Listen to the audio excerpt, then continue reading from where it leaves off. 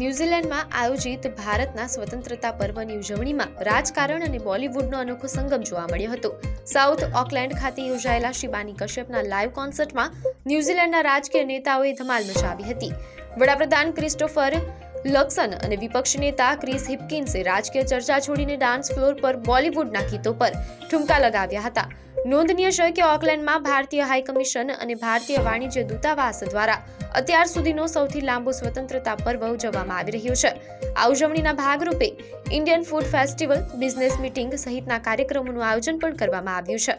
ન્યૂઝીલેન્ડમાં ભારતીય સમુદાય ત્રીજો સૌથી મોટો સમુદાય છે. ન્યૂઝીલેન્ડના પ્રધાનમંત્રીએ ટ્વીટ કરીને કહ્યું હતું કે ભારત ન્યૂઝીલેન્ડની સમૃદ્ધિ, સુરક્ષા અને સમાજ માટે ખૂબ જ મહત્વપૂર્ણ છે. તેમણે ભારતીય સ્વતંત્રતા દિવસની ઉજવણીમાં ઓકલેન્ડના મહાત્મા ગાંધી સેન્ટર ખાતે કિવી ઇન્ડિયન્સ સાથે જોડાવાનો આનંદ વ્યક્ત કર્યો હતો. આ કાર્યક્રમમાં ભારતીય સંસ્કૃતિ અને વારસાની અદ્ભુત ઉજવણી જોવા મળી હતી, જે ભારત અને ન્યૂઝીલેન્ડ વચ્ચેના મજબૂત સંબંધોને દર્શાવે છે.